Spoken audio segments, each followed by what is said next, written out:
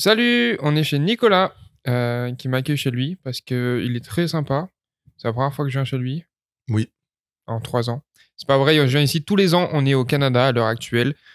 C'est presque la saison 2 de Sans Stress, j'ai envie de dire. C'est pas vraiment la saison 2. Est-ce qu'on a eu vraiment une saison 1? C'était une saison 0. On peut dire saison 1, bro, c'était 10 épisodes. Moi, je pense que ça marche saison 1. Puis là, les prochains 10 épisodes, c'est saison 2. D'accord. Bon, bah, je te fais confiance avec ça. Je nommerai les épisodes en saison Vas-y. sur le truc pour les poster. Mais ouais, là, on est à Sherbrooke, au Québec, chez Nicolas, qui nous accueille chez lui pendant sa saison. On va revenir un peu sur tout ce qui s'est passé ces derniers mois. On a fait une petite pause qu'on doit adresser. Oui. Euh, Je sens que comme on est avec nos blondes, genre, faut adresser pourquoi ouais. on n'était pas Pourquoi- présents, on C'est n'était pas vrai. actifs dans la relation. Désolé. Non, mais c'est parce que Nick et moi, on se parlait plus pendant un mois. Non. Ça m'a très bien. C'est pas vrai, c'est juste qu'en fait, Nick est venu en France. Pour certains ont vu, on a fait énormément de contenu, de choses ensemble. Qui s'en vient. Qui s'en viennent. C'était un mois où il n'y a pas eu de vrai épisode, mais c'était pas non plus un mois où on n'a rien fait. Mhm, Bien c'est au ça. contraire. On va parler un peu de ça. En fait, tu es venu en France pour le 1er juillet, parce que tu es venu pour la finale élite des Tenon Black Panther. Exact. Spoiler, on a gagné la finale. Voilà. Bah, Je suis quand tu champion de dis France. on, c'est quand même Oui, bon. moi Bah, et les autres Black Panthers. C'est On a ça. gagné la finale. Ça Toi, me- Moi, je regardais un peu depuis la touche ce qui se passait parce que j'ai toujours les ligaments croisés rompus, mais ça s'en vient. Pour ceux qui regardent le podcast en vidéo, regardez, j'arrive à tendre ma jambe. Ouch. Et nice. ça, c'est vraiment bien. Brise tout. On s'améliore. Mais t'es venu à Thonon. Ça m'a fait plaisir de t'avoir dans mon TX. Non, bah rigole, mais je te rappelle que le premier soir, t'as été choqué parce que c'était pendant les émeutes. C'est la rue, man. Et le soir où il est arrivé, il y avait des fumigènes, des fusées là, de colorées, Mhm. des gens qui criaient dans la rue, les CRS avec les boucliers. Les jeunes qui criaient « Je viens pas de Tonon, moi! C'est vrai. Je suis pas un gars d'ici, moi! » C'est vrai qu'il y avait un mec qui Cap. criait ça. Mais t'es ici en ce moment. Alors que c'est sûr qu'il vient de Thonon. Tonon born and raised. C'est ça. Mais du coup, ça t'a mis direct dans l'ambiance en France. Mhm. Mais surtout, le soir où t'es arrivé, il s'est passé un truc très, très marrant. Je vais te laisser expliquer. Ouais, ben dans le fond, même avant le soir où je suis arrivé, dans le train, dans le fond, donc la journée où je suis arrivé. Parce qu'il faut savoir que t'as atterri à Paris. Ouais, CDG. Et que pour venir à Thonon, c'est genre 5 heures de train. Que tu regrettes d'ailleurs. Ouais, pire idée de ma vie. Au lieu Léo, d'atterrir à Genève. Léo, il me dit tout le temps d'atterrir à Genève, mais on dirait que j'ai envie d'atterrir à Paris, genre. Tu sais, c'est Juste pour Montréal-Paris, te dire, je ouais. sais pas. Te dire, t'es en France, tu es à Paris. Exact. Genève, c'est la Suisse, c'est pas là où je m'en vais. Exact. Alors que non, for real, c'est la dernière fois que je fais ça parce que faire autant de transports en commun avec 2 grosses valises, c'est pas. Tu sais, ça se fait, mais c'est pas exceptionnel. Non, c'est sûr. Surtout après un vol de 8 heures. Exact. Surtout que je suis pas. La majorité des gens, avant de partir en avion, ils packent d'avance, donc ils font leur valise d'avance. Ils vont se coucher tôt. Mais moi, non. Ouais. Moi, je dors pas la veille parce que je suis en train de pack. Je suis toujours. Tu sais, genre, je suis organisé, je vais pas rater mon avion, mais les 12 heures avant de partir sont pas structurées. Tu vois ce que je veux dire? C'est sûr. Donc, j'ai pas dormi la veille, 8 heures d'avion où, bon, j'ai un peu pu somnoler, mais pas du vrai sommeil récupérateur. Puis ensuite, là, tous les transports. Puis tu m'avais dit que j'allais prendre 2 trains, mais tu m'as pas dit que pour me rendre au premier train, il fallait que je prenne genre le RER. Puis fait que c'était quand même. C'était beaucoup, là, avec de la grosse valise. Puis le carry-on. Mais bon. Petite mission, mais ça a valu le coup en fait. Tu vois, c'était un mal pour un bien parce que dans le train, t'as rencontré tes sauveurs. Exact. Fait que wow, bravo. Merci. Tu m'as put back on track. Toujours, Train tracks. on maîtrise toujours les transitions. J'ai dû Exact. travailler pendant la pause. Fait que c'est ça, dans le fond, j'étais dans le train, le premier train, donc, le vrai premier train. Donc de Paris à Bellegarde. Ouais, mais c'est quoi la grosse gare, là? De Paris, Gare de Lyon. Gare de Lyon, voilà. De Gare de Lyon à Belgrade, c'est ça? Bellegarde, Bellegarde. c'est vraiment dans un autre pays. Ok. Je savais. Ouais, de ouf. Donc, je suis monté en haut, genre, c'est plusieurs wagons, plusieurs étages dans un wagon. Wagon.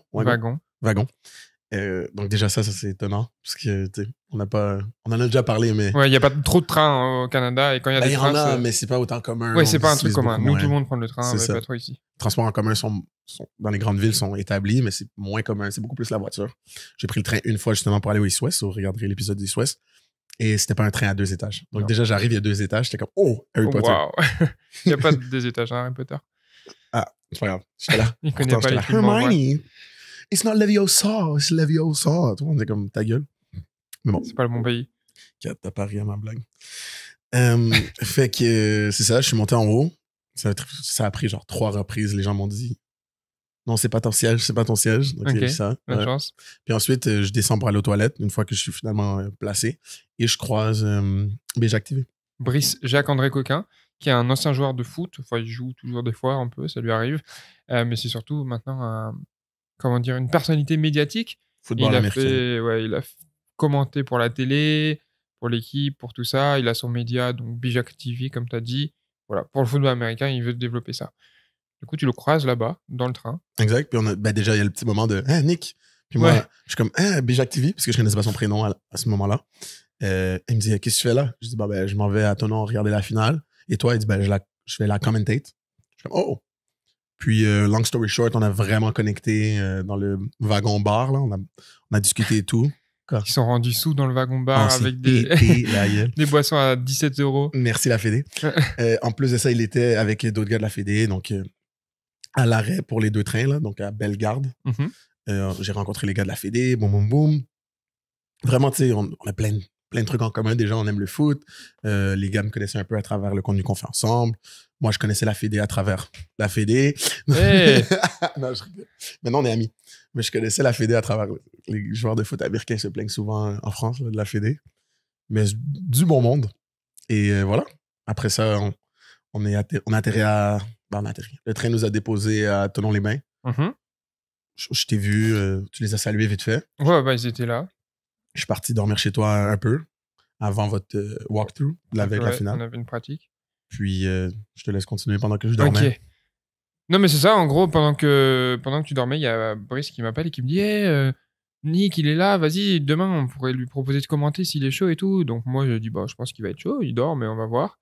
Puis, c'est ça, après, on allait à l'entraînement, ils t'ont proposé de commenter la finale et en fait, de devenir sideline commentateur. Exact. Donc, commentateur sur la touche en live, en direct à la télé sur Sport en France pour un peu disséquer tout ce qui se passe aux côtés des 2 équipes. Donc Marseille, on joue contre Marseille qu'on a battu, je vais me le rappeler. Et c'est ça, le lendemain, t'étais tout beau, tout sur la sideline. T'as pu tout commenter, faire tes débuts à la télé française, après même pas 24 heures en France. Yep. Un peu de jet lag, mais ça allait. Puis c'était cool, c'était une opportunité. Puis t'as kiffé surtout. Ouais, non, c'était vraiment, j'étais à peu près en tout, 5 heures de travail, parce qu'il faut se présenter, un match c'est 3 heures, il faut se présenter 2 heures à la vente pour la régie, puis le producteur, tout ça. Mais c'est passé en 30 minutes. Genre, c'est passé plus vite que si j'avais regardé le match. Donc, c'est sûr. J'ai vraiment, vraiment aimé ça. Ce qu'il faut savoir, par contre, c'est que dans ce long échange avec Brice, j'ai mentionné, j'ai demandé à Brice, hey, comment tu t'es lancé dans le broadcasting foot américain? C'est peut-être quelque chose que j'aimerais faire en sortant de l'université. Puis que 3 heures plus tard, c'est lui qui m'offre cette première opportunité. C'était juste incroyable. Fait que très reconnaissant à Brice, Florian, toute la régie du sport en France. Merci. Ouais, tu parles comme un mec de la télé. Ça y est, t'es vendu. T'es plus un mec d'internet maintenant, t'es un mec de la télé, gros. Je sais pas si. Genre, ça dépend. À l'époque, c'était ça. Ouais. Je pense que c'est plus stylé d'être un gars d'internet. C'est vrai. Ouais, ça dépend. Pourquoi? La télé, c'est old school. C'est vrai que c'est très très old school. Mais pour ma maman, c'était beaucoup plus legit. Ouais, je suis dans une vidéo YouTube. Ouais, mais ma mère. Je suis à la télé. Waouh! Ma mère, ma copine, un de mes bons amis, ils l'ont fait stream, là. Ils se sont mis devant la télé chez moi à Montréal. Ils ont regardé le match. Puis c'est ma mère qui me suit au foot depuis quand même plusieurs années, mais c'est pas sa priorité, là. Pour elle, c'est mes études et ma réussite professionnelle. Elle m'a dit qu'elle était extrêmement fière de moi et que j'avais bien fait ça. Puis... Ça fait plaisir. Ouais, parce qu'elle m'avait jamais dit ça pour le foot. Ouais. Ça te fait mal? Je déteste ma mère. Eh oh, dis pas ça. Vrai, on adore tous ta mère dans le podcast. Bon, c'est bizarre ça. Non, mais tout le monde. Les pas trop nerds, tout le monde.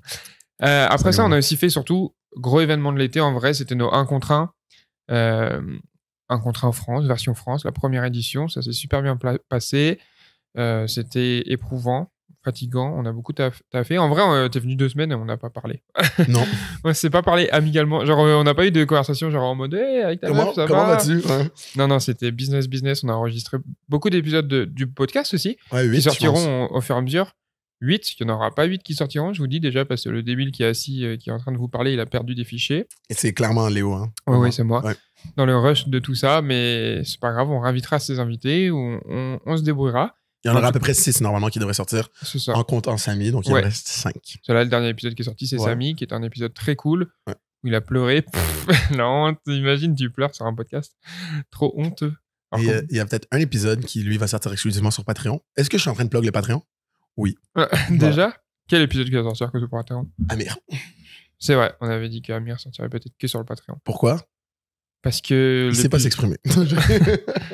parce que l'épisode n'était pas le meilleur des épisodes qu'on ait pu faire. On était fatigués dans un rush, etc. Ouais, non, je rigole. Amir sortait d'une grosse journée, il était tard le soir.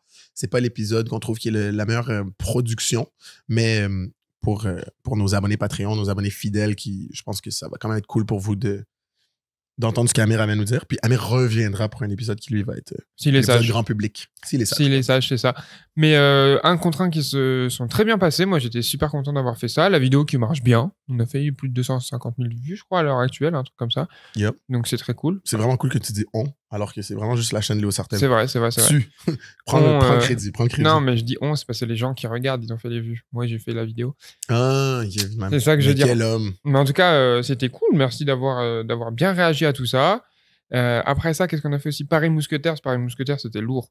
Il y a la vidéo aussi qui est sortie. Ouais. On est allé voir le match des Paris Musketeers en VIP. Yes. Je sais pas pourquoi j'ai bugué sur le mot, en VIP. Un vrai VIP. Champagne, hors d'œuvre. Ouais, franchement, on a très bien été accueillis. C'est vraiment les boss. Là, leur saison est finie. Malheureusement, ils font pas les playoffs ELF. Ouais. Enfin, mais respectable comme fiche, respectable comme première saison. Moi, c'est vrai, ils ont surtout eu une fin de saison où ils sont réveillés. Genre, je sais pas comment dire, tu vois, ils ont galéré un peu et on est allé les voir. Et je pense que depuis qu'on est allé les voir, ils ont fait quasiment que gagner. C'est grâce à nous. Ouais, j'ai envie de dire, c'est grâce à nous. Aucun doute là-dessus. Non, c'est sûr. Non, mais c'est comme depuis que j'ai serré la main de Patrick Mahomes, il a gagné le Super Bowl. Ok. Je pense qu'il y a quelque chose, tu vois. Toi, t'as interviewé Zach Edwards. Il y a le quarterback de Paris, il y a un truc. C'est vrai, parce que j'ai pu faire un autre petit début dans ma carrière de podcaster, grâce à toi, entre autres, grâce à Paris. Bien grâce à moi. D'accord. J'ai pu faire des interviews post-game avec certains joueurs des Mousquetaires de Paris et coach. Et certains joueurs et coach des Rainfire. Rainfire. Yep, de Düsseldorf. Ouais, mais en fait, on dit que Rainfire. Bah, tout à l'heure, quand Mangou il nous a expliqué ça. Ouais, il avait expliqué. Dans le podcast. On dit pas On dit pas Düsseldorf, on dit pas la ville, en fait, c'est vraiment toute la région du Rhin. Ok. Rainfire. Okay. Voilà, genre si vous voulez apprendre. Warriors ou Saskatchewan Roughriders. C'est pas juste une ville, c'est des. C'est ça. Ok. C'est genre la région du Rhin.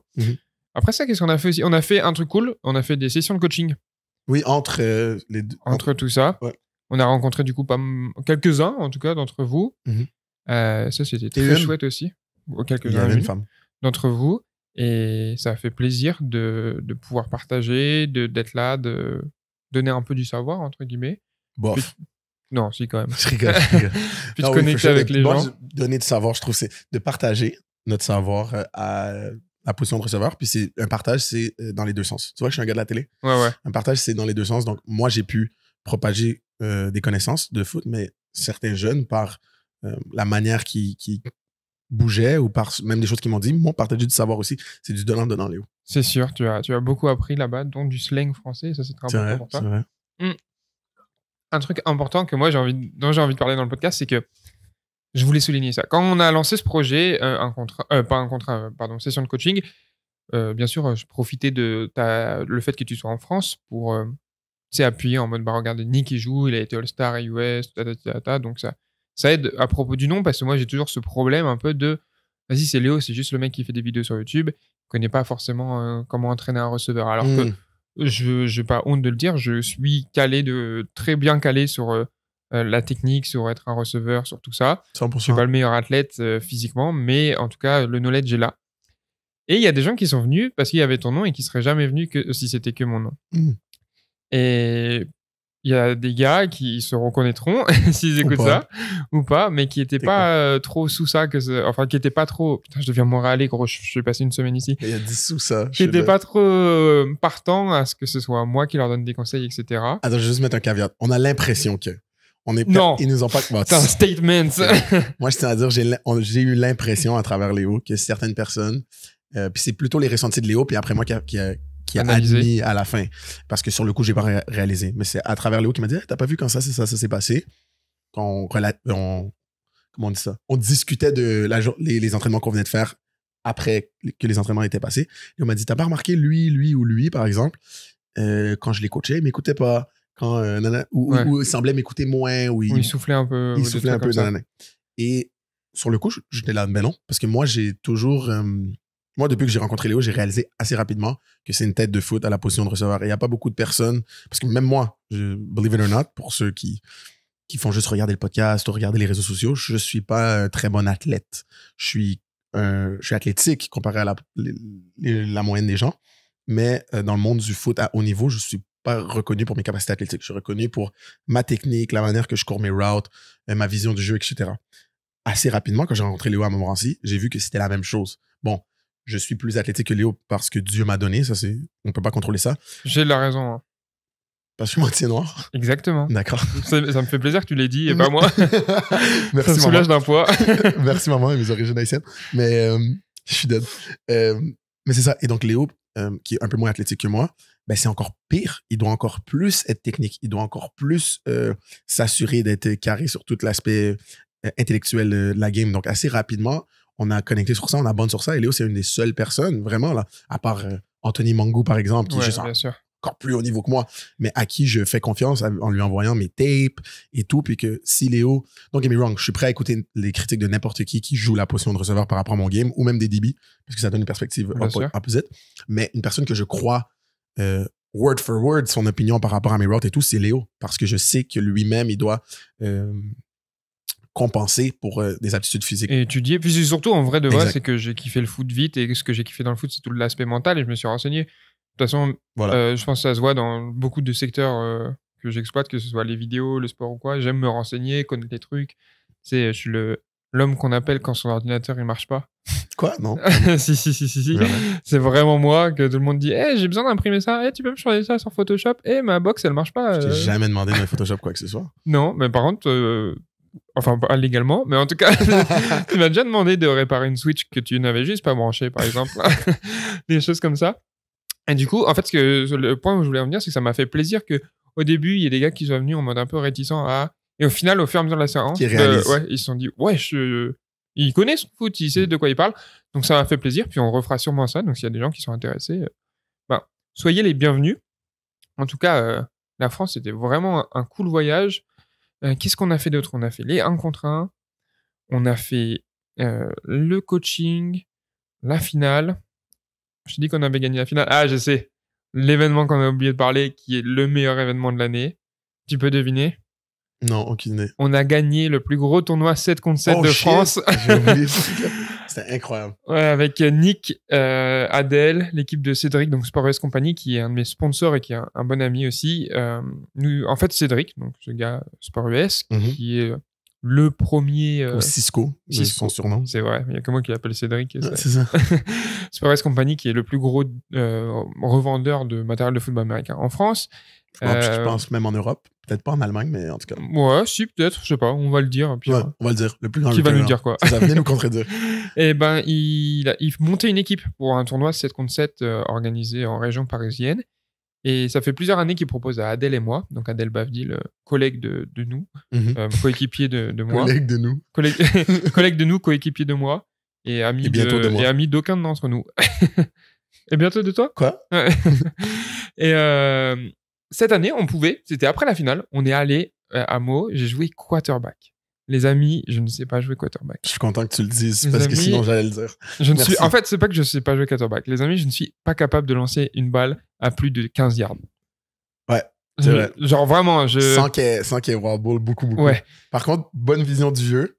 Play calling, nickel. Vision du jeu, correct. Aucun bras. Et en fait, Cédric aussi a joué quarterback, on va pas lui enlever son mérite. Et lui, il avait plus de bras. Ouais. Voilà, donc thank God. Il avait l'expérience, il a déjà joué en club, etc. Ouais. Et on a gagné ce tournoi.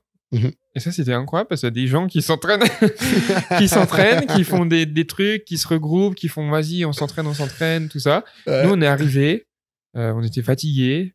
On a dormi super tard une heure la veille. Vraiment, mais là, je n'exagère pas. En fait, c'était la clavicule. Minutes. C'était la canicule de ouf. Et on dormait dans 2 chambres séparées. On était 4. Il y avait Zivat aussi, qui est un des coéquipiers. Ouais, mon coéquipier René Zivat, que vous pouvez connaître sous Camera Zivat sur Instagram, qui est le génie multimédia derrière la page Gators Football et tout ce qui est la communication. C'est mon équipe de foot universitaire, à la fois joueur et créateur de contenu. C'est un peu le Léo Sartel canadien, donc en mieux, parce que le Canada, c'est meilleur que la France. C'est ça. Voilà. Sauf que moi, je parle français et anglais, alors que lui, il parle que anglais. Anglais, flamand, néerlandais, Ouais, je si m'en c'est pas la fous. même chose, je suis pas sûr. Allemand, il parle plein de langues. C'est vrai qu'il parle plein de langues. Ouais. Donc, Zivat, qui est très très cool, qui était là aussi, qui nous a aidé à gagner, puis qu'il a fait un pick six à la finale.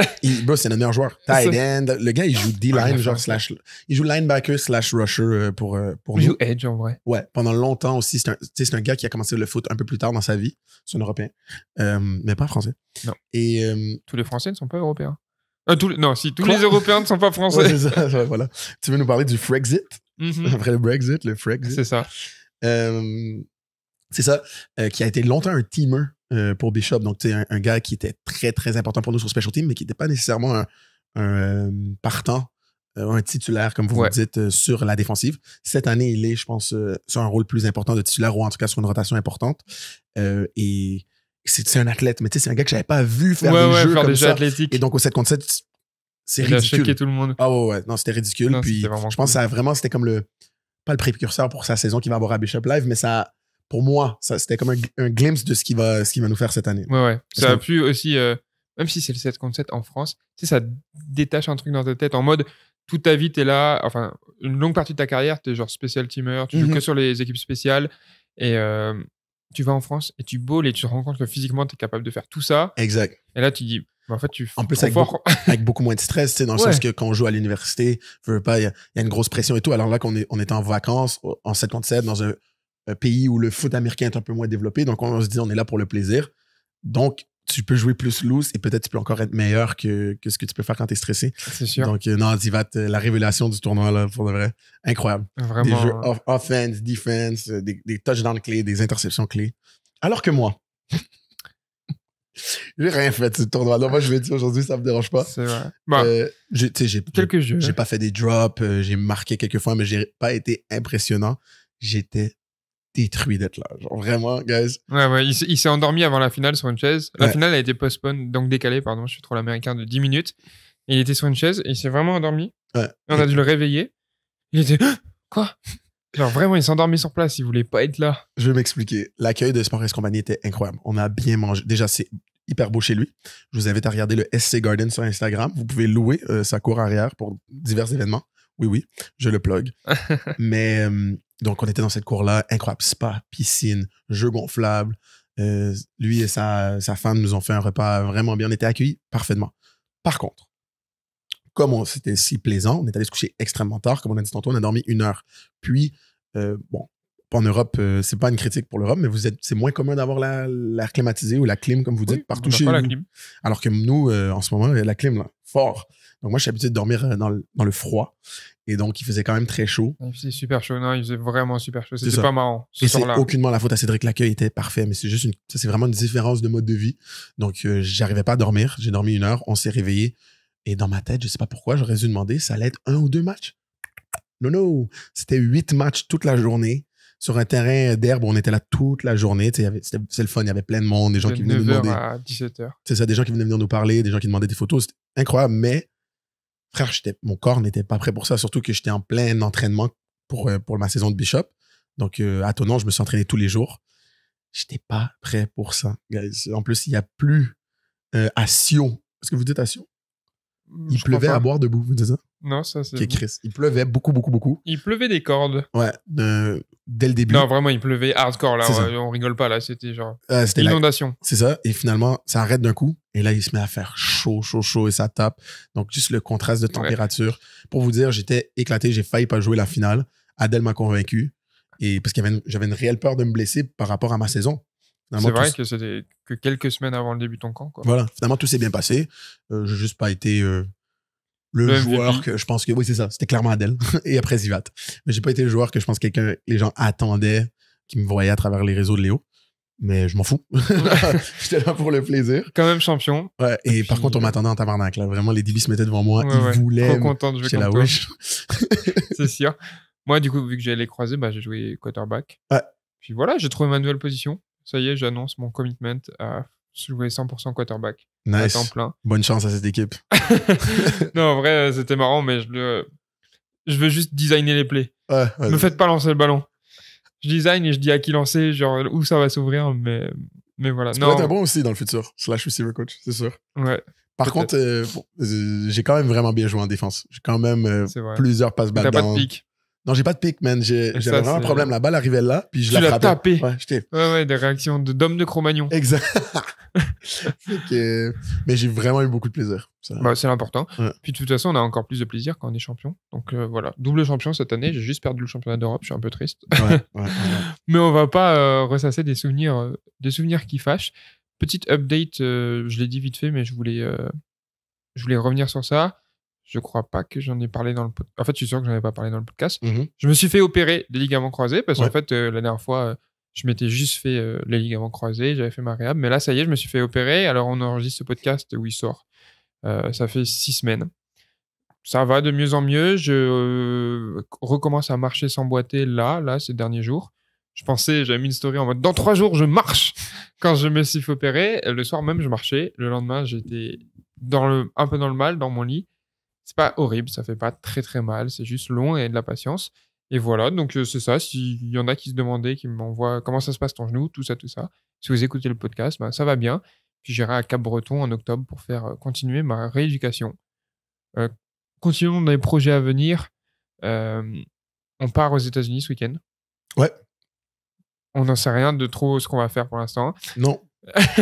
Rien n'est vraiment confirmé à 4 jours d'y aller, 3 jours. Est-ce qu'on est stressé? Moi, oui. Bah non, moi, depuis... c'est sans stress podcast. Moi, c'est pas sans stress. Depuis ce matin, je suis en mode ok, mais c'est parce que j'avais prévu tout un voyage il est un peu... Il est dernière minute ajustement, mais ça va être très cool.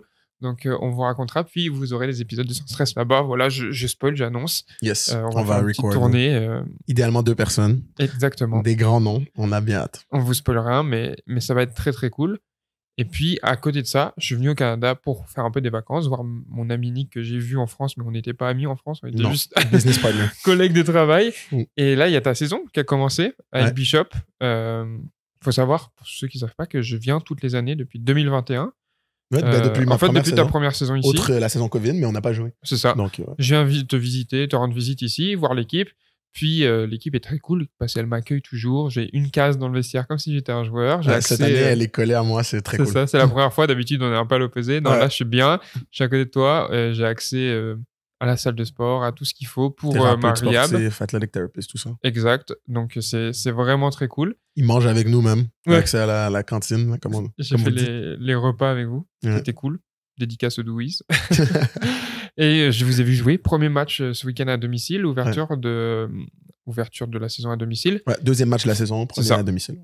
Comment ça s'est passé de ton côté? Enfin, non, je veux pas que tu dises comment ça s'est passé le match de ton côté. Ça, c'est moi qui vais le dire. Okay. Mais le début de la saison, le camp et tout, après, toi, c'était comment? Ouais, c'était un long camp. Okay? C'était vraiment un long camp. Les coachs disent que non parce qu'ils sont habitués à l'année COVID, parce que c'était comme un camp complet. Ouais. L'année qui a suivi l'année COVID, où on a eu des semaines supplémentaires. Mais pour moi, peut-être que je me fais vieux. Je trouvais que le camp était lent. On a report le 1er août pour les capitaines. Puis ensuite, le reste les capitaines, pardon. Les vétérans. Pour les vétérans, c'est juste qu'on appelait ça des Captain's Practice. Donc, ils étaient menés par les capitaines de l'équipe plutôt que par le coaching staff. C'est une manière c'est une zone grise dans les règles du sport pour se permettre d'avoir des pratiques supplémentaires. Okay. Donc, on a fait ça. Beaucoup d'équipes le font d'ailleurs. On a le droit, là. Ouais, vous n'allez pas aller en prison pour ça. Oui, non, je suis pas en train de snitch. c'est une pratique commune. Le U-Sports t'oblige, donc la NCAA canadienne, limite le nombre de pratiques qu'une équipe peut faire avec ses coachs. Par contre, si les coachs sont pas là, même s'ils l'ont structuré avant, mais ils sont pas là pour la pratique, t'as le droit. Okay. Donc, on a fait ça 2 semaines avant le camp. C'est comme un pré-camp. On a report le 1er août pour un réel camp. Et là, on était vraiment en mode camp d'entraînement. Là, on était au terrain de 8 a.m. à peu près 8 p.m. tous les jours. Donc, déjeuner, dîner, souper en équipe au Douis, la cantine de l'école. Frais couverts, donc ça, c'est vraiment cool. Mais toute la journée, c'est des meetings, des pratiques et des traitements. Donc, c'est long, c'est beaucoup de football. T'as pas vraiment le temps de faire autre chose. Donc, ça fait du bien. Là, on vient d'en sortir. Le dernier jour de cet horaire de camp, c'était la veille du match le samedi. Donc, maintenant, il y a 3-4 jours. Ouais. Donc, ça fait du bien de s'en sortir. C'est un gauntlet. On a perdu des gars comme à chaque année. T'as des gars qui se blessent. T'as des gars qui quittent l'équipe, qui font pas l'équipe et tout. Donc, j'ai radoté là, mais pour dire où je me sens relieved d'avoir vécu ce camp chaque année, même si je suis un vétéran. C'est lourd comme camp, puis tu stresses, tu te dis, mais est-ce que je vais rester partant? Est-ce que je vais dominer? peu importe à quel point tu es prêt pour ce camp, il y a des hauts et des bas dans des camps comme ça. C'est sûr, c'est long déjà. Un mois, C'est la guerre, un camp d'entraînement. Fait que... Ok, bon, bah, très bien. Après, vous avez commencé votre saison contre vos grands rivaux. Ouais. On a parlé de ma saison quand moi je perdais contre le Flash. Hein. Ouais. Ça se moquait de moi, hein, en mode le Flash, meilleur que les Blacks. Ok, alors. C'est l'heure d'arroser l'arroseur. Vas-y, vous avez du mal à gagner contre Saint-FX, qui est votre grand rival de votre ligue, la AUS. Ouais. Pourquoi? Ben, l'électro-chiant. Ben, SNFX, c'est une très bonne organisation, man. SNFX, c'est une équipe qui est undefeated dans notre conférence depuis 2021. Donc, depuis que tu existes ici, au Canada. Donc, ça, c'est top. En fait, c'est à cause de ça. Depuis notre collaboration, Léo Sartel, Nick Pervance, Bishop, ils n'ont pas perdu un match dans notre conférence.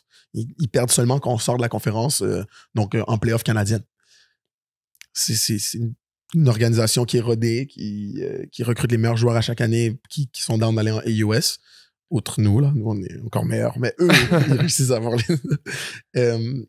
Puis, c'est une équipe qui a une extrêmement bonne offense, donc leur quart arrière est All-Star depuis sa première année, leur running back aussi. Est-ce que c'est toujours le même, le QB? Oui, Silas Fanian, puis Malcolm Bossy. Ceci étant dit, cette année, j'ai vraiment senti que, homme à homme, là, on était là. Vraiment, on était avec eux. Notre offense, notre QB a mieux joué que leur QB. Notre running back a mieux joué que leur running back. Si je peux me permettre, puis je ne veux pas faire d'excuses, on a perdu, ils ont gagné. Mais on était juste jeunes sur la O-line. On a eu quelques malheureusement, petites erreurs self-inflicted, donc des erreurs que nous, on a fait qui ont coûté. C'est une équipe que quand tu leur donnes des... Ouais, exact, des turnovers. C'est une équipe que quand tu leur donnes des chances, ils vont les prendre. On a donné un peu trop de chance, mais j'ai bien hâte de les voir au match retour et je vais venir dans ta face parce qu'on va donner à SNFX leur première défaite en conférence. J'espère, j'y crois fort parce que j'ai vu le match. C'était quoi? C'était 36, 28? Ça a fini 22-8. 22-8. À 8? Ouais, 22-8. Vous avez marqué que 8 points? On a marqué que 8 points. Okay, c'est parce que justement, on parlait des turnovers. 2 turnovers dans la red zone. On a perdu par 16 points, mais voilà. Ouais, c'est vrai. Et à la fin, tu veux qu'on parle aussi de ce qui se passe à la fin? Du match? Ouais. Je sais pas. À la fin, Nicolas, il était dans la end zone et on lui a lancé le ballon. Ouais. Et le DB a fait un jeu. Ouais, à la fin du match, il restait à peu près 20 secondes, 22-8, donc ça aurait pu passer d'un match de 2 possessions à 1 possession. J'ai eu une chance de faire un touchdown dans la red zone. Ben oui, forcément. D'attraper une balle dans la end zone pour réduire l'écart pour mon équipe. Puis, c'est un crossing route. Toute la semaine, on l'a pratiqué. Toute la semaine, on l'a réussi. Puis, il y a 2 manières de lancer cette balle-là au niveau de moi et mon QB. Si c'est man-to-man et quelqu'un me suit, quelqu'un me trail, on me lance la balle. Là, c'est très technique football. On me lance la balle vers l'avant. Donc, dans ta course? Dans ma course, voilà. Comme ça, je peux continuer à courir et l'attraper dans mon élan. Puis, c'est difficile pour le début de faire un jeu. Par contre, quand c'est de la zone, comme c'est un crossing route où assez rapidement, je dois repérer mon QB, des fois, je ne vois pas exactement moi c'est quoi. Quand c'est de la zone, mon QB va me lancer des fois un peu derrière moi ou de manière à me ralentir dans le trou que lui visualise. Ouais. Malheureusement, erreur de compréhension entre nous deux. Lui, il se faisait rush, donc je ne le blâme pas du tout. Justin Quirion, excellent QB. Justement, il a une performance presque parfaite à ce match-là. Il était en train de roll out. Il avait beaucoup de pression. Il m'a lancé une balle que moi, j'avais compris qui était une balle de zone. Par contre, c'était une balle de man. Parce que en fait, mon défenseur ne m'a pas suivi, mais c'est un autre défenseur qui est venu me prendre. Donc, moi, je pensais que c'était une balle de zone. Lui, il a vu man-to-man. C'est juste qu'elle n'est pas sortie comme il voulait. Donc, moi, je vois la balle arriver. Je ralentis. Il pleut en plus. Donc, je me dis, j'attends qu'elle frappe mon chest et je tombe. Je veux juste pas échapper ce touchdown-là. Grâce à ce touchdown, on a peut-être une chance de faire un onside kick et aussi mince soit-elle, il restait 20 secondes, mais on a une chance de peut-être aller gagner ce match ou au moins d'égaliser. Au moment où la balle arrive très proche, elle va arriver de mon chest et je vais tomber à terre.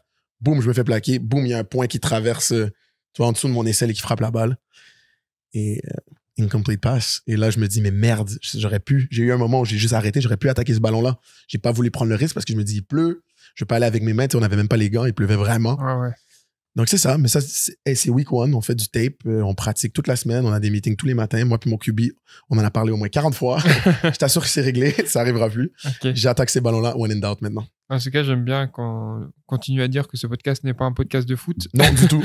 Quand il a littéralement fait 15 minutes pour expliquer Hey bro, juste une balle que je lui demandais gentiment. tout Mais cette porte, c'était sûr que j'allais faire ça. c'est vrai. Fallait te justifier. Ah ben oui. Mais donc, J'aime défaite pas le échapper premier le ballon. match, mais c'était quand même serré à voir, même si Ouais. le score il n'est pas tant serré que ça. Mais en Mais vrai, pour ceux qui ont regardé le match, on C'est le ça. sait. Même On pour sait. te dire, dans la ligne, les gars de SNFX, maintenant, ça fait 3 ans qu'on se connaît. J'ai eu ma première année All-Star, donc tu vois, ils savent je suis qui. Je suis allé au East West avec certains d'entre eux, etc. Dans le handshake, c'est la première fois depuis qu'on joue à SNFX, les gars m'ont dit You guys are fucking dogs, man. Je traduis, vous êtes des chiens, genre en mode, j'ai senti que SNFX, avec les chocottes. exact, ont eu peur pour la première fois dans la conférence. Et tant mieux. Ouais, non, ça va être cool. Le match retour chez vous va être très très cool parce Exact. que ça aide. On était chez eux aussi, c'est vrai. Ce week-end, home opener, enfin, c'était le match à la maison, premier match. Ouais. Lors du moving day, ce qu'on appelle. Donc, les étudiants viennent mettre leurs cartons et s'installer dans les appartements étudiants à Bishop avant la rentrée qui a lieu dans quelques jours de maintenant. C'est ça, et les étudiants, les anciens viennent les aider et tout. C'est une tradition, il y a des parties dans la rue. Tout ça. Donc, il y avait du monde. Le Ouais. stade était quand même vraiment bien packed. Après Et 3 vous quarts êtes, pleins. Ouais, c'est ça. En fait, c'est la partie visiteur Ouais, qui était un peu vide. qui était un peu vide. Mais Alors qu'au homecoming, prochain match, elle va être plein. Ça va Ouais. ça va être plein à craquer. franchement, ça va être cool. Ouais. Et puis, vous avez donné une bonne branlée, voilà, je vais dire le mot. Vous avez battu amplement SMU. Ouais. Sainte Mary's. Mary University. Je Exact. sais. Non, t'inquiète. Combien? 35 à 9? Si je dis pas de bêtises, c'était 38 à 10. 38 à 10. Donc 38 c'est à quand 10. même un bon score. Tu as eu un bon match aussi avec 5 catchs. Ouais. On a fait une super petite vidéo qui est disponible sur ton Instagram. Oui, voilà. un petit on reel, plug, un petit reel. Merci, nos certaines. On en profite que je sois là pour faire ça. Exact. Et c'était cool, c'était un match cool à voir. Il y avait du bon monde, il y avait quelques anciens joueurs, les copains. Ouais, c'était cool. C'était cool de voir que tu étais capable d'attraper les ballons. Ça Je sais pas pourquoi j'ai dit ça alors que c'était juste veut vraiment dire gratuit. que ça fait 2 ans que je lead mon équipe en réception. C'est vrai, Ouais, on va te faire foutre. c'est vrai. Mais c'était juste bien, j'étais content de te voir jouer. Et puis voilà, là on va voir du vrai foot, enfin du foot à 4 essais. Le mec horrible. Oh, wow. Non, parce qu'il faut savoir que le foot canadien est différent et c'est très cool à voir aussi. Mais je vais pas te mentir, de toi à moi, c'est moins marrant. Enfin, à filmer, c'est plus dur. Je m'en plains chaque année, mais Oui. ça bouge de partout avant le snap. Les terrains sont plus grands, tout est plus loin. C'est dur, Ouais, il y a des motions. c'est ça. Il y a plus comme c'est 3 essais, il y a plus de changements de possession, qui est moins le fun à filmer. Là, t'es pas Non, là pour filmer des punts. C'est ça. Je suis 100% d'accord avec toi. Par contre, c'est plus nice à jouer, selon moi. Ok, il y a des gens qui vont plein de Français qui écoutent là, qui ont fait les deux. En tant que receveur, surtout mon style, je suis un route runner. C'est beaucoup plus plaisant à jouer. C'est surtout, selon moi, plus plaisant pour le spectateur quand les deux équipes sont bonnes. Parce que ça fait des matchs où il reste 2 minutes, tu perds par 3 possessions, il y a encore match. Parce que Ouais. le play clock est plus petit. Donc, c'est plus difficile de juste faire écouler le temps parce qu'on est dans le lead. Donc, si ton équipe mène et elle veut faire écouler le temps, c'est plus compliqué au football canadien. Et c'est plus facile d'arrêter une équipe. Il y a seulement 3 essais. Donc, de reprendre la balle et de réussir de scorer. Forcément aussi, on lance plus le ballon parce qu'on a moins d'essais pour parcourir le même nombre de yards. Donc, pour toutes ces raisons, moi, je préfère le foot canadien. J'ai aucune honte à le dire. C'est le foot supérieur. Les règles, là. C'est pas le foot supérieur, C'est le mais foot supérieur. c'est ton foot favori, j'entends, mais c'est pas le foot C'est le supérieur. foot supérieur, je vous dis. Si la NFL, hot take, là, on en fait un clip. Si la NFL aujourd'hui, avec les moyens de production qu'elle a, les stades qu'elle a, les fans qu'elle a, le budget qu'elle a, tout, là, on prend la NFL qu'il y a aujourd'hui et on met les règles canadiennes, ça serait un meilleur produit. Je dis live. Oui, c'est vrai. C'est vrai. Tu ne peux pas le voir parce que tu es matrixé par c'est la NFL. En fait, tu peux pas dissocier les règles de la grande production que c'est. Mais moi, je te dis, objectivement, si tu prends tout ce qui est la NFL, genre, and everything that comes with it, mais tu mets nos règles, ce serait un meilleur produit. Le nombre de fois que tu regardes un Thursday Night Football, c'est 36-3. C'est genre. Et, Ouais. et le match est fini. Après, ça arrive partout. Hein. Il y a eu 86-0. J'ai dit quand les deux équipes sont bonnes. J'ai pas parlé de York University, là. Oui. Je te parle de Western contre York 83-0, en tout cas.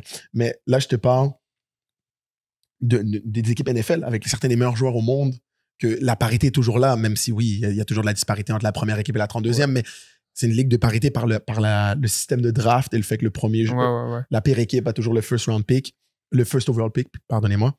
Je vous dis, c'est un meilleur produit. Je sais pourquoi on le voit pas, c'est qu'il y a des univers entre la qualité de production et budget et tout ce qui vient avec, culture, implantation dans l'horaire des gens entre la CFL et la NFL, par le manque d'argent, la différence de bassin.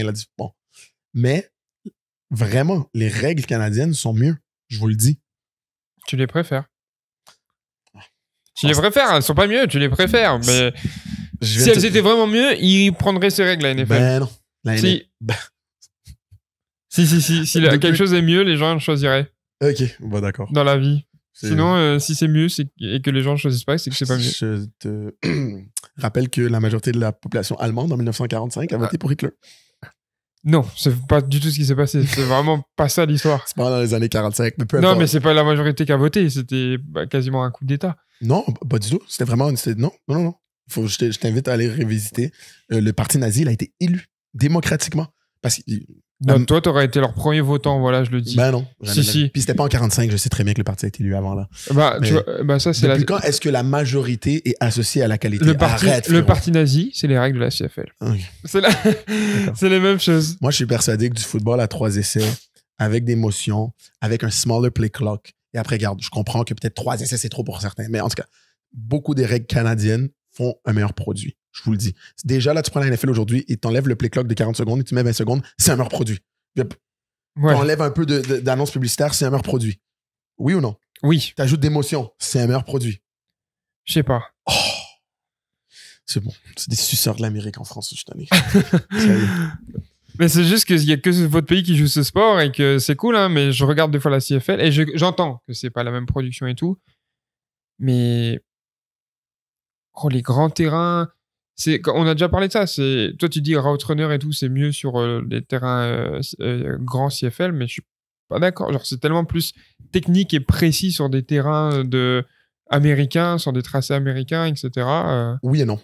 C'est plus précis, certes, parce que le défenseur réagit sur des plus petits moves. Donc, sur ça, oui, mais c'est beaucoup moins précis en termes de les concepts. Nos concepts sont beaucoup plus compliqués. Il y a beaucoup plus de règlements. Genre, moi, des fois, je suis le push route. Il faut que le gars passe en dessous de moi. J'ai beaucoup plus de read à faire. J'ai plus d'options. Il y a beaucoup plus de option route dans notre sport à nous, nos versions de route running à nous, que dans les route running américains. Tu sais quoi? On a 2 prochains invités qui ont fait les 2. Ouais. Et ben on leur en parlera. Ouais.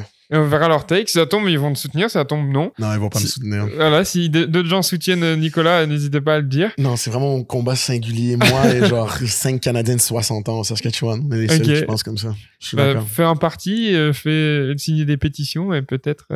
Non, c'est chaud. Je sais que tout le monde préfère le foot américain. On verra. En parlant de football américain, de toute façon, on parle... Vas-y, t'as rendu ce podcast trop technique, là. Désolé. Il faut qu'on explique quelque chose, Nicolas. Il faut qu'on soit les premiers à expliquer ça sur Internet. Pourquoi les joueurs de football américain jouent avec un protège-dents d'une couleur différente? C'est vrai, t'as dead. Ouais, on en a parlé. Ça fait longtemps qu'on en parle, toi et moi. Okay. Vous avez peut-être pu voir que récemment, il y a pas mal de joueurs, que ce soit en NFL. NFL, je sais pas trop. Si, NFL un peu. Mais surtout... Un peu moins. Surtout college football. Surtout college football. Américain. Et France, ELF, un peu Canadien partout. maintenant aussi. Canadien. Qui joue, par exemple, dans une équipe rouge et bleu. Non, rouge et blanc, on va dire. Rouge et bleu, ouais. Ouais, c'était pas très bonne couleur d'équipe. Les Diablos de Trois-Rivières. Bah, après, Paris joue en rouge et bleu, on dit ça. Oui, mais ouais. Ok, rouge et bleu, on va dire, du coup, pour pas se faire attaquer par Paris, qui nous aime bien. Et qui ont des protège-dents roses. Orange, jaune. Vert. C'est ça, vert d'une couleur différente. Et au début, on se posait la question. Et c'est très souvent le protège-dents que tu attaches, là, le Vetex. Vetex, c'est la marque. Exact. Qui est comme la grosse. Comment on dit tétine. Ça? Tétine, ok, c'est ça. Que tu attaches et qui est très apparent. C'est ça, se voit. Ouais. Et on se posait cette question. Moi-même, je l'ai fait. Moi-même, je jouais avec couleur pas très différente. Je jouais avec un bleu ciel alors qu'on est noir, blanc. C'est différent. C'est différent. Et on sait d'où ça vient. Enfin, on pense savoir d'où ça vient. On a fait nos recherches parce que Nick, ça fait longtemps qu'il m'en parle. Et il disait est-ce que tu penses que c'est fait aux États-Unis qui a lancé cette trend, etc. Parce que, si je peux me permettre, j'ai vu ce trend-là. Parce que là, tout le monde l'a remarqué. C'est impossible que tu l'aies remarqué. Mais il y a 3 ans à peu près, il y avait 1 ou 2 joueurs, et Léo va nous le dire tantôt, je ne vais pas spoiler, qu'on a vu faire ça. Et l'année dernière, il y en avait peut-être une dizaine, une quinzaine. Surtout des gars d'Alabama. Les receveurs d'Alabama le faisaient beaucoup. Et je me disais, mais non, attends, il y a une explication. Et je regardais sur Internet et c'est introuvable sur les réseaux sociaux ou sur Internet. Il n'y a personne qui a fait un morceau de contenu expliquant ça. Il n'y a pas un article, rien. Donc, on veut être les premiers. C'est ça. Donc aujourd'hui, on vous explique. Ouais. Moi, je pense, après analyse poussée, que Les grandes recherches qu'on a fait au 113 podcast. Le trendsetter, c'était Odell. OK. Qui a lancé ça. Aux Browns. Aux Browns, qui jouait avec un protège-dents vert. Exact. OK. En mode Joker un peu. C'est ça. Si je me rappelle bien. Ouais.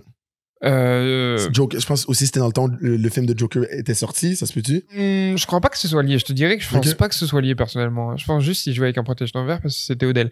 Faut savoir, important en fait, les gens se disent bon, on s'en fout, on joue avec des protège-dents de la couleur qu'on veut. Ouais, ou même beaucoup de ceux qui sont fans de foot association, soccer. Les joueurs portent souvent des souliers roses, des crampons flash, vraiment qui sortent des couleurs de leur équipe, ou au basket. Dans la NBA, c'est très commun. Mais au foot, c'est aucunement commun. C'est très, c'est pas mal vu, je dirais, mais c'est très dans les codes de rester dans la couleur de son équipe. Bon, si ton équipe est bleu, blanc, rouge, par exemple Patriote et Paris, comme on a dit, ben, puis aujourd'hui vous jouez en blanc et bleu, ok, tu peux avoir des gants rouges.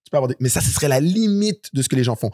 En mode porter la couleur tierce de son équipe comme accessoire, pendant que l'uniforme actuel n'a pas la couleur tierce. Exact. Mais aller dans une autre couleur qui ne fait aucunement partie de la palette d'équipe, ça se fait pas, c'est pas dans les codes du foot. C'est un sport quand même pas très traditionnel, mais qui a beaucoup de coutumes. Coutume, c'est ça. Genre, un receveur porte ce numéro-là, tu sais. Et donc, c'est mal vu. C'est pas mal vu, comme j'ai dit, mais ça pourrait même... Mais certains coachs pourraient même te dire de pas le faire. T'as pas tout le temps... Par exemple, NFL, si ton équipe joue avec chaussettes blanches et crampons blancs, tu dois jouer crampons blancs. T'as pas le droit de mettre des crampons d'une autre couleur de ton équipe. C'est vrai, t'as même pas le droit, tu peux avoir un fine. C'est ça. Et de plus en plus, je crois qu'ils ont demandé aux joueurs carrément de les enlever. Des fois, il y avait une histoire comme ça. Sauf pour le... Des fois, tu vois des joueurs en dernière minute les colorier. Le taper. Sauf Mike Leach, qui est une game par an où ils ont le droit d'avoir des crampons qui représentent une cause humanitaire. Mike Leach, comme tu as dit. C'est ça. Ouais. Puis, à plus bas niveau, bon, il n'y a pas de règles, il n'y a pas de fine, mais des fois, j'ai vu des coachs carrément dire, moi, en high school, mon coach, il disait, si tu portes un crampon qui n'est pas la couleur de l'équipe, tu joues pas. Ouais, ben après, même nous, moi, en tant que joueur bully de l'équipe, si un joueur, il vient avec des crampons roses le jour du match, on lui dit, bah non. Genre. Ouais. Aujourd'hui, à l'université, là où je joue, même pour les pratiques, Sheriff, il dit, parfois, c'est plus une blague, mais il dit, les gars, moi, j'aime pas le rouge. Le rouge, c'est mes rivaux du cégep. Le rouge, c'est des équipes qu'on n'aime pas. Genre, venez pas avec vos équipes rouges. Parce que, tu sais, des fois, t'as vos crampons rouges. Parce que, tu sais, des fois, t'as des transferts. Ouais. Sheriff Nicolas, qui est notre coach en chef. Des fois, t'as des transferts de d'autres universités ou t'as des gars qui viennent d'arriver de leur équipe cégep ou high school. Ils ont pas encore acheté le matériel de pratique et de game. Ils ont peut-être juste acheté les cleats de game. C'est sûr. Puis, en pratique, ils se disent, je vais porter Vas-y, les anciens, ouais. Non. C'est mal vu. Non, à part s'il pleut ou il boue. Ça, ok, t'as le droit à ta paire de cleats de température dégueulasse en pratique, mais à part ça... Exactement. Et du coup, ça nous amène à ça, à Odell qui aurait lancé cette trend, d'après nos analyses. Ensuite, comme tu as dit, on a vu ça à Alabama. Moi, notamment. Je dirais que j'ai vu Jameson Williams le faire à Ohio State, puis à Alabama. Donc, il y a un receveur qui mettait un protège-dents vert. Et là, les gars d'Alabama, ils ont commencé à prendre ça. Puis là, vous regardez... Vous allumez la télé, vous mettez college football game, n'importe. Vous allez voir des gars avec des protège-dents d'une couleur pas du tout liée à leur équipe. Et je pense que c'est un peu... déjà, c'est une trend. On va pas se mentir. Odell, il fait quelque chose, ça lance une trend dans le football. Il a cette impact-là sur le football. Odell Beckham Jr. Surtout à l'époque. Surtout à l'époque. Légèrement moins. Ouais, légèrement moins, mais c'est vrai. Mais il y avait vraiment un moment où il faisait un truc, tout le monde le faisait, tu vois. Ou en tout cas, tout le monde prenait note. Ouais, c'est ça. Et puis, ça fait... C'est entre guillemets le seul truc qu'on nous permet... On nous norme pas en mode ça doit pas être forcément de cette couleur, ça doit pas être forcément ça. En gros, les gars ont trouvé une faille dans le système. Exact. C'est notre théorie. Ouais. On doit porter ses crampons, on doit porter ses gants, on doit porter tout ça. Bah vas-y, j'ai envie de porter un truc rose pour le plaisir. C'est le glitch dans la Matrix. C'est ça. Ouais, voilà. Mais je dirais quand même que toutes les couleurs ne sont pas acceptées, qu'il y a une complémentarité de couleurs. Si je peux te donner un conseil. Non, c'est important. On a dit qu'il y avait un truc hors norme, Louis, comme on est les premiers qui vont en parler sur les réseaux sociaux. On va créer des normes live. Non, mais c'est pas des vraies normes. Mais c'est que il y a deux façons de le faire. Il y a une façon où ça va être stylé, et il y a une façon où ça va pas être stylé. Dis-nous. La clé secrète pour que ce soit stylé. Bon, si t'as une équipe avec des couleurs neutres, tu peux aller avec du n'importe quelle couleur. Parce que si t'es en noir, en blanc, t'es all black, tu mets du jaune, du orange, du bleu, ça va juste être cool. C'est ça. Ok. Par contre, par exemple, toi, tu joues en violet. Tu peux pas aller avec toutes les couleurs. La couleur qui va péter, qui va être incroyable, ça va être une couleur à l'opposé sur le cercle des couleurs. Tu vois ce que l'artiste. je veux dire? Ouais. Mais c'est important, c'est parce que ton œil, il fait... T'es formé comme ça dans ton cerveau. Par exemple, quand je fais mes miniatures, vous regarderez maintenant mes miniatures avec un autre œil. Il y a toujours... Ou pas? Si j'ai du Ça rouge... se trouve, ils s'en battent les couilles. C'est ça. Ok. S'il y a du rouge d'un côté, il y aura du bleu parce que ton cerveau, ça fait quelque chose. Ok. Donc, violet, il me semble que l'opposé, ça serait du jaune, quelque chose comme ça. Mais par exemple, si tu es en violet et que tu mets un bleu marine, ça va être très moche. Ouais, ben, en fait, t'as juste l'air de pas avoir trouvé. Genre, Exact. on dirait, j'ai l'impression pour le spectateur ou la personne qui regarde, que t'as juste pas trouvé la couleur de ton équipe et donc t'es allé avec une couleur proche. Plutôt que si tu vas chercher une couleur qui, au contraire, là, ça se dit, OK, non, il a fait exprès, c'est un contraste. Je vois ce que tu veux dire. C'est sûr. Bon, bah voilà, c'était notre take sur les protège-dents. C'était important pour nous, c'était important.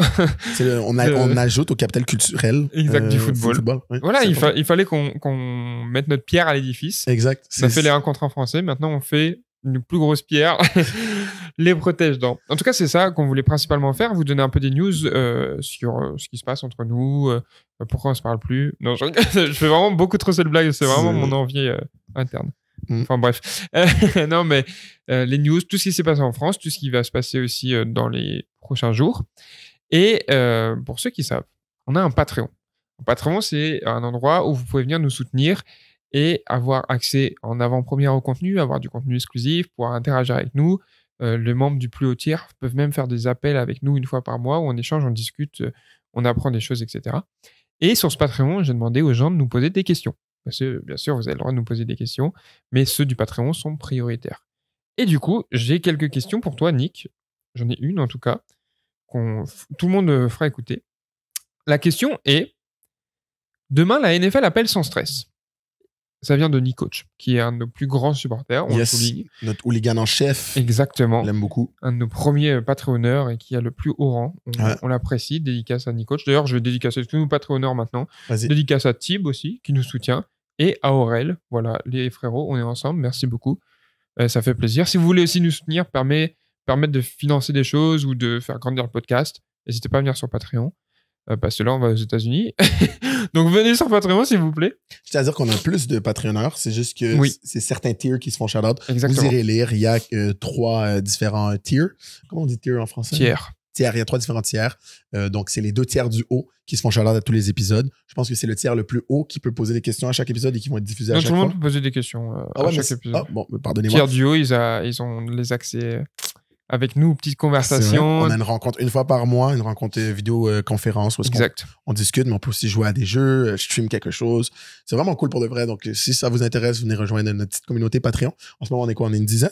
Ouais, à peu près. C'est trop cool. Moi, ça fait plaisir. Yes. On discute tout le temps aussi. Il y a un feed d'actualité, donc on fait des posts. C'est vraiment cool d'être proche, en fait, d'avoir une communauté proche et de pouvoir vraiment avoir des retours et d'être tout ça. Donc la question qui vient de Nick Coach, c'est demain la NFL appelle sans stress et offre la possibilité d'interviewer un joueur au choix. Tu prends qui et pourquoi? Oh. Ok, j'ai 2 réponses. Il y a Benjamin Saint-Just, parce que c'est le joueur qui joue en ce moment et qui start en NFL. Qui vient de ma ville natale, Laval, qui est allé qui a passé par le circuit collégial Division 1. J'ai même line-up contre lui ma rookie year à Vanier sur Trash Minutes à la dernière, genre vers les dernières minutes du match, j'étais receveur, il était le DB devant moi. Donc c'est sûr que ça m'intéresse beaucoup, mais j'ai peut-être l'impression que j'aurai la chance. Que t'as pas forcément besoin de la NFL qui appelle. C'est ça. Donc dans ce cas-là, j'irai avec Odell Beckham Jr. ou Jalen Hurts. Et pourquoi? C'est que Odell, c'est une icône du foot, le receveur, comme on a dit tantôt, qui pendant tellement d'années, il a chumé, tout le monde voulait savoir pourquoi il a chumé. Attends, c'est quoi le rhume? Je le veux. C'est quelqu'un qui a matrixé la position de receveur par rapport à son style, la manière qu'il joue, l'obsession pour les one-hand catch, etc. Et je voudrais juste pick his brain sur comment il approche notre position. Et Jalen Hurts, juste pour l'être humain qu'il est, puis le parcours qu'il a vécu. Il faut savoir que quand j'ai transféré... at a really smaller scale. Ouais. Mais quand j'ai transféré de Vanier à Montmorency, j'étais pas dans le meilleur esprit mental à l'époque, donc de la collégiale division 1 au Québec à la collégiale division 2. Jalen Hurts transférait de Alabama à Oklahoma. Après ce qu'on a tous vu là au National Championship où il s'est fait tasser pour toi Tagovailoa, merci. Et qui passe d'un gars ça faisait 4 ans qu'il était un starter, ou 3 ans qu'il était un starter pour Alabama, il faisait super bien, au National Championship, il devient QB2. Et aujourd'hui, c'est un QB NFL. Qui s'est rendu au Super Bowl. C'est ça, et à cause que ça s'est fait à peu près au même moment dans ma vie, genre, je me sens associé à lui. Je comprends. Donc voilà, ce serait toi? Franchement, c'est dur de choisir. Odell, j'aimerais bien parce que, comme tu dis, pour les mêmes raisons que toi, parler de la position de receveur, etc., etc. Je pense quand même, j'aimerais bien avoir Tom Brady parce que je suis sûr il a tellement d'anecdotes sur tellement tout le monde et genre, c'est un icône, tu vois. Il a vraiment changé le foot et puis c'est, je pense, le joueur de football américain le plus connu dans le monde. T'allais dire con? Non, Wow. le mec horrible. Qui d'autre? Un petit joueur cool. Je sais pas, franchement. Peut-être Justin Jefferson sur sa. Comment il change un peu le game de receveur, rookie year, etc. Le fait d'avoir gagné à LSU, de jouer, de performer. Donc, ouais, j'irai avec un receveur aussi. On est original? Non. On est receveur? Oui. Mais ouais, sûrement Justin Jefferson. C'est ça. Il y a d'autres questions du Patreon, mais on y répondra dans la partie dédiée au Patreon qu'on enregistrera après ça. Avant ça, donc si vous voulez évidemment écouter ces questions, venez nous rejoindre sur Patreon. C'est à partir de 4 € par mois. C'est même pas un grec. Comme on a dit, vous avez accès à du contenu exclusif, le podcast en avance, à nous poser des questions, échanger avec nous, etc. Ça nous fait plaisir de développer cette communauté ensemble, donc n'hésitez pas. À chaque fois qu'un épisode est publié, il y a une version extra qui est mise sur Patreon. Et comme Léo a si bien dit, chaque épisode qui est publié au grand public est publié d'avance sur le Patreon. C'est ça. Par exemple, dans le dernier épisode, on avait Samy en invité. Et dans la partie Patreon, on a expliqué comment on a réussi à rentrer dans un match NCAA gratuitement, comment j'ai rencontré ma copine, entre autres. C'est vrai. Et puis, on a dit des choses. Ouais, beaucoup de petites anecdotes sur notre voyage des États-Unis. Et sachant qu'il y en a un deuxième qui se prépare normalement. Pour finir cet épisode, on va passer à notre partie préférée. En tout cas, notre partie, comment on dit, emblématique. Voilà, culte. Culte. Exactement, notre partie culte, nos pet peeves et nos moments qui nous ont redonné foi en l'humanité. Rappelle-moi ce qu'est un pet peeve, Nicolas. Un pet peeve, c'est une petite chose qui t'a énervé cette semaine, qui t'a irrité. Ça peut être un first world problem, donc on dit, tiens, problème de bourgeois, le problème. Ouais. Comme ça peut être quelque chose de très sérieux, mais le but, c'est pas là de varger sur des gens et d'être négatif. Non, c'est light, c'est un peu juste de s'enlever un petit problème et de comment on dit, critiquer un peu en famille. Exact. Pour ensuite oublier le problème. Se délaisser de tout ça. Je te laisse commencer avec ton pet peeve de la semaine, quelque chose qui t'a un peu énervé.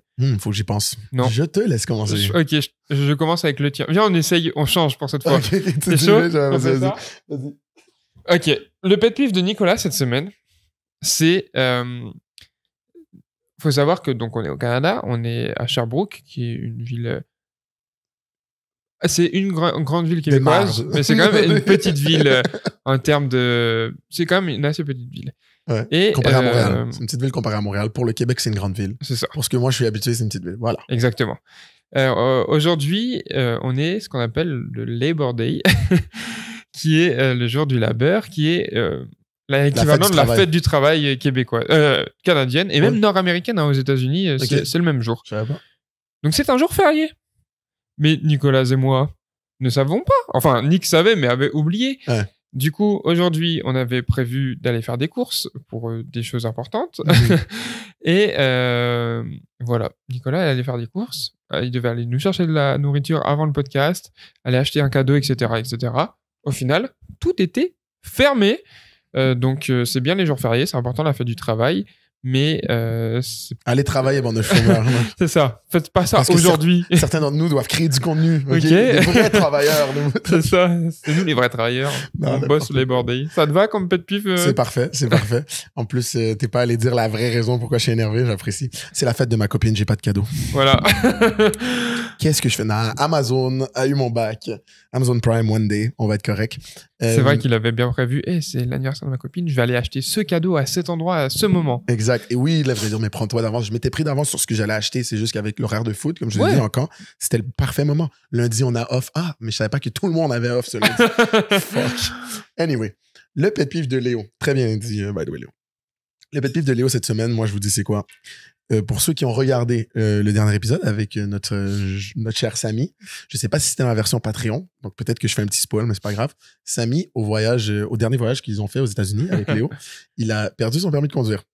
C'était très problématique parce que c'était problématique parce que il faut savoir que en location d'auto sur la planète, je pense, en bas de 25 ans, il y a des frais supplémentaires de jeunes conducteurs qui sont engendrés par ces compagnies de location, alors qu'en haut de 25 ans, des prix beaucoup plus avantageux. Donc, Léo et Samy, jeunes créateurs de contenu avec un budget, parce que vous n'êtes pas assez sur le Patreon pour l'instant. Exactement. On se sont dit, pour sauver de l'argent et pour faire plus de projets au même coût, on va s'assurer que ce soit Samy qui loue l'auto. On va sauver une centaine de dollars. Plus. Même plus. Et Samy a dit, oui, t'inquiète, jusqu'à ce qu'il réalise à la dernière seconde qu'il avait perdu son permis. L'année dernière. Donc, Léo a dû louer, donc ça leur a coûté quand même beaucoup d'argent. Oui. Là, pour le deuxième voyage aux États-Unis, celui où maintenant je fais partie du groupe, on a encore opté pour la même stratégie. Oui, bien sûr. Et Samy est toujours au-dessus de 25 ans. Nous exact, sommes toujours en dessous de 25 ans. Voilà, ça, c'est logique. Oui. Samy nous annonce hier là, qu'il trouve pas son permis de conduire. Ouais, voilà. Comment 2 fois par année, il perd son permis. Au même moment, il perd son permis. Il perd son permis 1 fois par année et c'est quand on s'en va aux States. Merci, Samy. Donc voilà. C'est pas grave, j'ai googlé, genre, va falloir payer le double. Nice. Trop content. Sans stress. Sans stress. Mais ouais, c'est vrai que j'avoue que c'est mon pet peeve, ça m'a un peu énervé. J'étais en mode non. Genre, encadre-le, mais quelque part, fais dire une photocopie ou je sais pas. Mais c'est vrai. Est-ce que tu veux qu'on fasse pareil pour le moment qu'il nous a redonné pour l'humanité? Absolument. Waouh. Ok.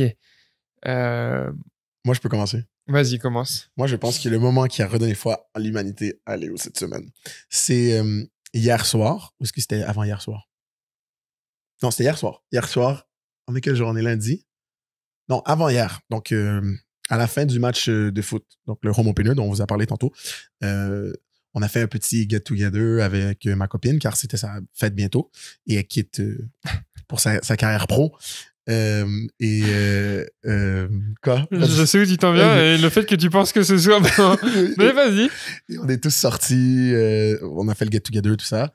C'est vraiment cool, il y avait beaucoup de monde, la communauté de Bishop, des amis, tout ça. On a eu un bon moment. Il y avait même ma famille à moi, c'était bien cool, qui était venue pour le match.